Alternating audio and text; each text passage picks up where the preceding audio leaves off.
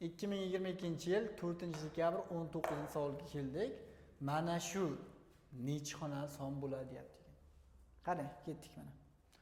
32 ni 3-chi so'rayapti. O'zi 32 degani nima degani o'zi? 32 degani 2 ning 5-darajasini yana 3-chisi deyapti. Bu 2 ning 5-chisi 32 beryapti. Ko'paygan 8 degani 2 ning 3-chisi degani. Mana shuni 12-darajasi ekan. Ko'paygan 125 degani 5 ning 3-chisi. Shuni 17-darajasi ekan. Bo'ldi. Endi mana shularni bir darajalarini hisoblab olaylik. Demak, 2 ning 15-chisi ko'paygan 2 ning 3 kere 12 36. Ko'paygan 5 ning 3 kere 17 51-darajasi teng ekan. Endi qaraylik. Asoslari bir xil bo'lyapti, darajalarni qo'shamiz. Demak, 2 ning 15 ga 36 ni qo'shsak 51-chisi. Ko'paygan 5 ning 51-chisi bo'lyapti. Endi e'tibor beraylik. Asoslari har xil, darajalari bir xil bo'lyapti. Demak, 2 ko'paygan 5 ni 51-chisi desak bo'ladi mana darajani xossasiga ko'ra.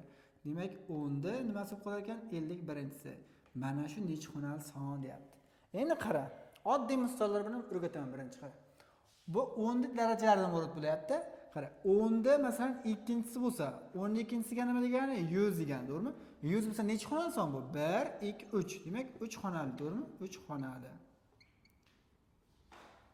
Keyin masalan 10 da 3-chisini olsang, 1000 bo'ladi, to'g'rimi? 1000. Demak, necha xonali? 1, 2, 3, 4 xonali. Demak, 4 xonali. Xonali. Endi e'tibor ber. 3 dan 0 bilan, ya'ni 10 da 3-chisi bo'lgan vaqtda nima bo'lar ekan? Darajasiga 1 da qo'shib, shuncha xonali bo'lar ekan. Demak, mana bu 10 da 51-chisi bo'lyapti. Demak, bu nima degani? 1, undan keyin va hokazo 51 ta 0 bor degani, to'g'rimi? 51 ta 0imiz o'zi 51 xonali bo'ladi. 1 bilan jami necha bor ekan? 52 xonali son bo'lar ekan. Tushunarli bo'ldi? 51 ta 0 bo'lyapti, 1 bilan 52 xonali son. Demak, A javobga mos kelar ekan. Shu bilan 19-savolimiz ham o'z nihoyasiga yetdi.